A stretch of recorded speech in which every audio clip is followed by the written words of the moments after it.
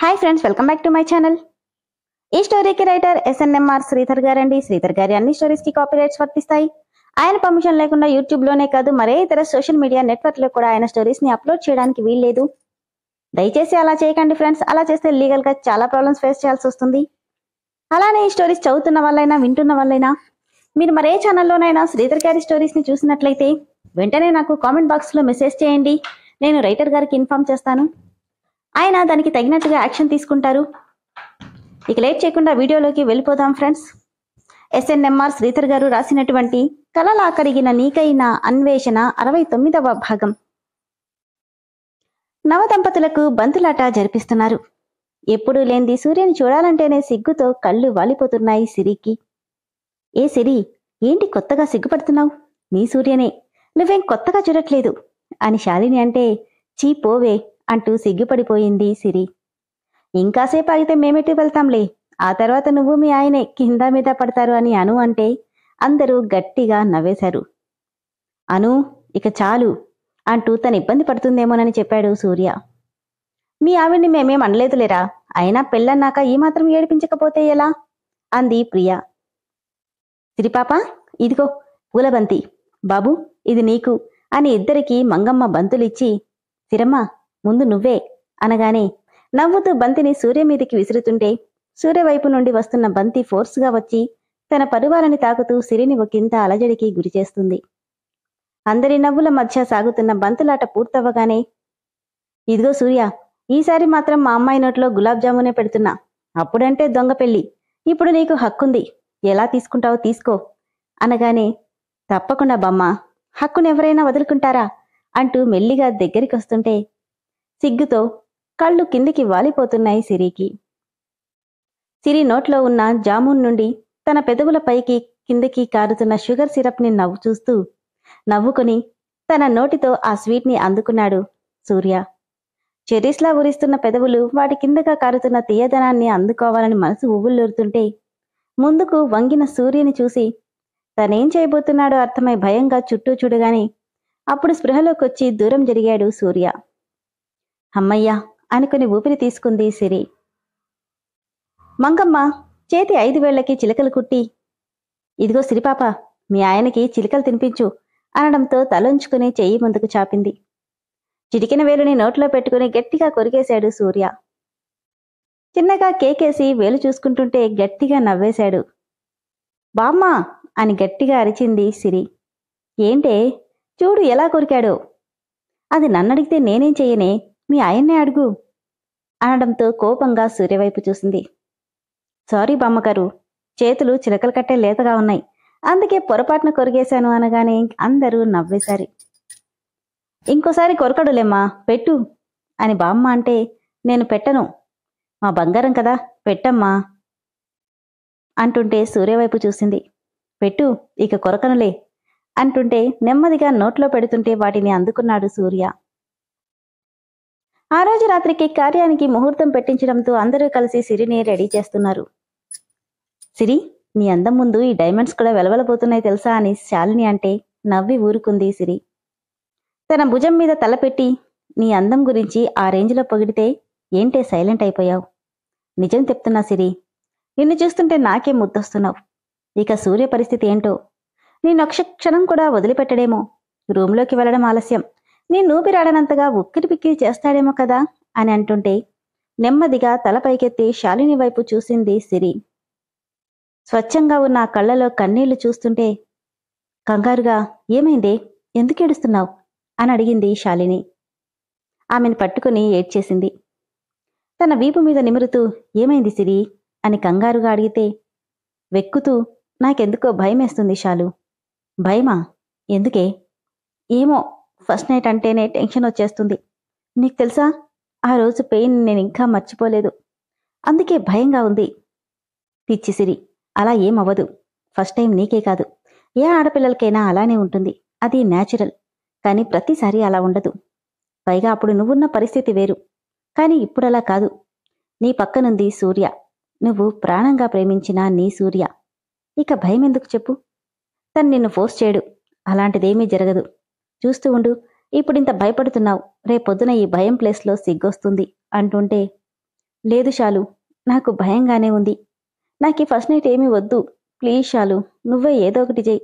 నేను నా రూంలోకి వెళ్ళనని ఏడుస్తుంటే ఆమెని దూరం జరిపి కళ్ళు తుడుస్తూ, తప్పు సిరి, అలా అనకూడదు. నువ్విప్పుడు సూర్యుని దూరం పెడితే ఆ దూరం మరింతగా పెరగచ్చు. వైఫ్ అండ్ హస్బెండ్ ఇద్దరూ పూర్తిగా ఒక్కటైనప్పుడే వాళ్ళ బంధం శాశ్వతంగా నిలిచిపోతుంది అంటూ సిరి బుగ్గలకి అంటిన కాటుకని తుడుస్తూ, చూడు, ఈ కాటుక ఇక్కడ కాదు, అతడి బుగ్గలకి దిష్టి పుక్కలా మెరవాలి. తెల్ల కాగితంలా ఉన్న నీ శరీరం అతను చేసే అదర సంతకాలతో పూర్తిగా నిండిపోవాలి. ఇదిగో ఈ పెదవుల్లోని తీయదనం అతను జరురుకుంటుంటే నీ కళ్ళు సిగ్గుతో వాలిపోవాలి. తనేం చేస్తున్నా అప్పుడు నీకు భయం ఉండదు. ఎందుకో తెలుసా? తను నీ పక్కనున్నాడన్న ధైర్యం. తనలో నువ్వు పూర్తిగా కలిసిపోయినప్పుడే మీ ఇద్దరినీ ఎవ్వరూ విడదీయలేనంతగా కలిసిపోతారు. కాబట్టి ఇలాంటి భయాలతో తనని దూరంగా పెట్టకు. అయినా సూర్యకి నువ్వంటే ప్రాణం. నిన్ను ఇబ్బంది పెట్టే పని ఎప్పుడూ చేయడు అని శాలిని ఎంత చెప్తున్నా సిరి ముఖంలో భయం కనిపిస్తుంటే, ఏంటి ఇంత చెప్పినా ఇంకా భయమేనా? చూడు, నాకు ప్రవీణ్ చిన్నప్పటి నుండి తెలుసు. అయినా ఫస్ట్ నైట్ అనగానే నీలానే భయపడిపోయి తెలియకుండానే ఏడ్చేశాను తెలుసా? కానీ అది ఆ క్షణం మాత్రమే. తర్వాత అసలేమీ ఉండదు. అర్థమైందా? అంటూ ఆమె తల పైకెత్తి, మా సిరి చాలా మంచిది కదా. ఇప్పుడు నువ్వు ఇలా బిహేవ్ చేస్తే సూర్యనే కాదు, వాళ్ళ ఫ్యామిలీ కూడా ఇంకోలా అనుకుంటారు. కాబట్టి భయాన్ని వదిలేసి సూర్యని తలుచుకో అంటే లేని నవ్వు నవ్వుతూ సరేనని మాత్రం అంది సిరి. ఏంటి ఫ్రెండ్స్ ఇద్దరూ డీప్గా డిస్కస్ చేసుకుంటున్నారంటూ వచ్చింది ప్రియా. అదేం లేదు ప్రియా, కొంచెం భయపడుతుంటే ధైర్యం చెప్తున్నా అనగానే, భయం ఎందుకు సిరి, టెన్షన్ పడకు, ఏం కాదు, పద వాళ్ళు పిలుస్తున్నారంది అను. ఇదిగో పాల గ్లాస్ తీసుకో అని ఆమె చేతికందించి ప్రియతో సహా అను, శాలిని ముగ్గురూ కలిసి రూంలోకి తీసుకెళ్తుంటే సుమిత్ర ఎదురొచ్చి, చాలా అందంగా ఉన్నావు సిరి, భయపడకు, అలానే నా కొడుకుని బాధ పెట్టకు, సరేనా అంటే నవ్వి ఊరుకుంది. పద అంటూ లోపలికి తీసుకెళ్లారు. బెంగళూరులో దొరికే పూలన్నీ ఆ రూంలోనే ఉన్నట్టుంటే డోర్ ఓపెన్ చేయగానే పువ్వుల పరిమళం ముఖానికి తాకుతూ తెలియకుండానే మైమరుపుగా అనిపిస్తుంది సిరికి. ఇలారా అంటూ అను తీసుకెళ్లి తనని బెడ్ మీద కూర్చోబెట్టింది. వాడేదో అర్జెంట్ కాల్ మాట్లాడుతున్నాడు, వచ్చేస్తాడు, ఇక మేం వెళ్తామని సుమిత్ర అంటే భయంగా ఆమె చేతిని పట్టుకుంది సిరి. మరేం భయం లేదమ్మా, కంగారు పడకు అని చెప్పి అందరూ వెళ్ళిపోయారు. ఫోన్ మాట్లాడి పక్కకొచ్చిన సూర్యకి శాలిని పిలవడంతో, ఏంటి శాలు అంటూ ఆమె దగ్గరికొచ్చాడు. నీతో కొంచెం మాట్లాడాలి సూర్య. చెప్పు శాలు. సిరి బాగా భయపడుతుంది, నువ్వు కొంచెం ఓపిగ్గా అన్నబోతుంటే నవ్వి, మరేం పర్వాలేదు, నేను చూసుకుంటానన్నాడు. అది కాదు సూర్య, తను మరీ టెన్షన్ పడిపోతుంది. శాలు, సిరి హెల్త్ కండిషన్ నాకు తెలుసు, యూ డోంట్ వరీ, నేను చూసుకుంటాను అంటుంటే, హెల్త్ కండిషనా? అవునని తలూపుతూ తనకి సెక్సువల్ ఫోబియా ఉంది అనగానే, ఏమంటున్నావు సూర్య అంటూ షాక్ అయింది శాలిని. అవును శాలు, తను నా టచ్ని ఇంకా మర్చిపోలేదు అంటూ వాళ్ళిద్దరి మధ్య జరిగిన ఇన్సిడెంట్స్, అలానే డాక్టర్ని కన్సల్ట్ చేయడం అంతా చెప్పాడు. మరింతవరకు మాకిదంతా ఏం చెప్పమంటావు? తన సిచ్యుయేషన్కి నేనే కారణమని చెప్పనా? ఏం చెప్పినా ప్రయోజనమేముంది? మరిప్పుడెలా సూర్య? ఎలా ఏముంది శాలు, నేను తనని మార్చుకోగలను, యూ డోంట్ వరీ అని చెప్పి వెళ్ళిపోయాడు. మరోవైపు సలీం, సిరి, సూర్య, బాబు ముగ్గురు పెళ్లిపీటల మీద కూర్చుని నవ్వుతూ ఉన్న ఫోటోని చూస్తూ కోపంతో రగిలిపోతున్నాడు. నిన్నిన్నంత సంతోషంగా ఎందుకుండనిస్తాన్రా అనుకుంటూనే మొబైల్ తీసుకుని కాల్ చేశాడు. రూమ్ డెకరేషన్ చూసి టెన్షన్తో ఒళ్లంతా చెమటలు పడుతుంటే గోర్లు కొరుక్కుంటూ బిక్కుబిక్కుమని కూర్చున్న సిరి సడన్ గా ఫోన్ కాల్ రావడంతో ఉలిక్కిపడి ఫోన్ వైపు చూసింది. అన్నోన్ నెంబర్ నుండి కాల్ రావడంతో ఎవరా అనుకుంటూ లిఫ్ట్ చేసింది. సలీం గట్టిగా నవ్వుతూ, ఏంటి సిరి, శోభనం గదిలో సిగ్గుపడుతూ కూర్చున్నావా లేక భయపడుతూ కూర్చున్నావా అనగానే, ఏయ్ ఎవరు నువ్వు? నేనా, నీ శ్రేయోభిలాషిని. నీకు నీ మొగుడి గురించి ఓ నిజం చెప్పడానికి చేశాను. రేయ్ ఎవడ్రా నువ్వు, నోరు మూసుకొని ఫోన్ పెట్టు అని కట్ చేయబోతుంటే, ఆగు సిరి, వినకపోతే నీకే నష్టం అన్నాడు. రేయ్, మా ఆయన పోలీస్ ఆఫీసర్, తిక్క తిక్కగా వాగితే చస్తావు. తెలుసు సిరి, నీ గురించి నీ మొగుడు గురించి అంతా తెలుసు, కానీ నీకే మీ ఆయన గురించి ఏమీ తెలీదు, అది చెప్దామనే కాల్ చేశానన్నాడు. ఏంటది? అదేంటంటే 2 ఏళ్లుగా నువ్వు పడుతున్న నరకానికి కారణం ఎవరో తెలుసా? అర్థం కాక, ఏంటి? అదే సిరి, గోవాలో స్పృహలో లేని నిన్ను రేప్ చేసి వదిలేసింది ఎవరో కాదు, నువ్విప్పుడు పంచప్రాణాలు పెట్టుకుని తాళి కట్టించుకున్న సిబిఐ ఆఫీసర్ జయసూరియే అనగానే కూర్చుంది కాస్త లేచి నిలబడింది. తనేం విందో కూడా తెలియనంత షాక్లో, ఏమంటున్నావు నువ్వు అనగానే, నిజం సిరి, నీ జీవితాన్ని నాశనం చేసింది ఎవరో కాదు, ఆ సూర్యనే అన్నాడు. నో, నేను నమ్మను. సూర్య అలాంటివాడు కాదు. నువ్వే కాదు, నిజం చెప్తే ఏ ఆడపిల్ల నమ్మదు. బట్ ఇదే నిజం. కావాలంటే నిలదీసి అడుగు. వాడు చెప్పేది నిజమో అబద్ధమో నీకే తెలుస్తుంది. బట్ ఒక్కటి మాత్రం నిజం. కోరిక తీర్చుకుని అసలు వాడికి సంబంధమే లేనట్టు వదిలేసిన వెళ్ళినవాడు ఇప్పుడు మళ్ళీ నిన్ను ప్రేమిస్తున్నానంటూ పెళ్ళెందుకు చేసుకున్నాడో నువ్వే కనుక్కో. లేదు, నువ్వు చెప్పేదంతా అబద్ధం. నమ్మడం నమ్మకపోవడం నీ ఇష్టం. కానీ పాపం, నీకు అన్యాయం చేసిన వాడే నిన్నేదో ఉద్ధరిస్తున్నట్టు పెళ్లి చేసుకుంటే బాధగా అనిపించి నిజం చెప్పాను. కావాలంటే నమ్మకమనే పదాన్ని పక్కన పెట్టి నిజమో కాదో వాడిని అడిగి తేల్చుకో అని చెప్పి ఫోన్ కట్ చేశాడు సలీం. అతను చెప్పిన దానికి షాక్ అయి చెవి దగ్గర ఉన్న ఫోన్ని వదిలేసి అలానే బెడ్ మీద కూర్చుండిపోయింది. ఏంటిది? వాడు చెప్పింది నిజమా? లేదు, సూర్య అలాంటివాడు కాదు. తన మీద నాకు నమ్మకం ఉంది అనుకుంటుంటే, నమ్మకాన్ని పక్కన పెట్టి ఒకసారి అడిగి తేల్చుకో అని తన మనస్సాక్షి తన వైపు నిలబడి చెప్తున్నట్టు అనిపించింది.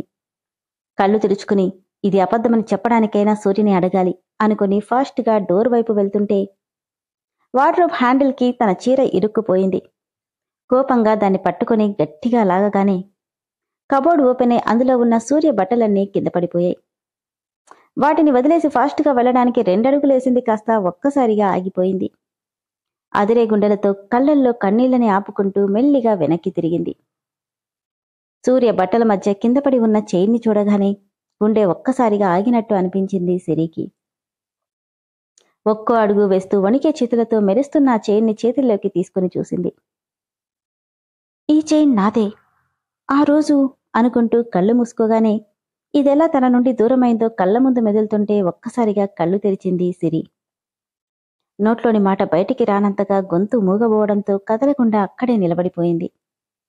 అప్పుడే లోపలికి అడుగుపెట్టాడు సూర్య. పూల మరిమలం మనసుని సమ్మోహన పరుస్తుంటే డిమ్లైట్ వెలుతురలో తెల్లచీర ఒంటి మీద వజ్రాల నగలన్నీ మెరుస్తుంటే బొమ్మలా నిలబడ్డ సిరి సూర్య కంటికి రతీదేవిలా కనిపిస్తుంది. మెల్లిగా తన దగ్గరికెళ్లి వెనుక నుండి హత్తుకున్నాడు. సిరిలో ఎలాంటి కదలిక లేకపోవడంతో, ఏంటి బంగారం, సిగ్గా? అసలు నేనొచ్చింది కూడా చూడలేదు అంటూనే తన మెడ మీద పెదవులతో రాస్తూ, నిజం చెప్పనా, నువ్వీరోజు ఎంత అందంగా ఉన్నావో తెలుసా? 2 రోజుల నుండి పెళ్లి హడావిడితోనే సరిపోయింది. నీతో సరిగ్గా మాట్లాడడానికే కుదరలేదు. ఈరోజు అలా కాదు, తనివి తీరా కబుర్లు చెప్పుకుందాం, సరేనా అని ఎన్ని మాట్లాడుతున్నా ఏమీ మాట్లాడకపోవడంతో, ఏంటి ఏం మాట్లాడావు? వేలు కొరిసిక్కేశానని కోపం వచ్చిందా? సిరి, ఏమైంది అంటూ తన వైపుకు తిప్పుకున్నాడు. స్వచ్ఛంగా ఉండే తన మోములో ఏవో నీలి నీడలు కనిపిస్తుంటే, ఏమైందిరా, ఎందుకలా ఉన్నావని అడిగినాడు. కళ్ళు అర్పకుండా తననే చూస్తుంది. సిరి సిరి అంటూ కదుపుతుంటే, ఏమైంది, ఎందుకలా ఉన్నావు? నెమ్మదిగా, ఎవరు నువ్వు అని అడిగింది. అర్థం కాక, ఏమంటున్నావు సిరి, నేను సూర్యని. ఎవరు నువ్వు? వాట్ హ్యాపెండ్ సిరి అని అంటుంటే తన గుప్పెట్లో ఉన్న చైన్ని పైకి వేలాడదీసి, ఇది చూసి చెప్పు, నువ్వెవరు అనగానే అది చూసిన సూర్యగుండ ఒక్కసారిగా ఆగిపోయినట్టే అనిపించింది. సిరి, ఇది నీకు?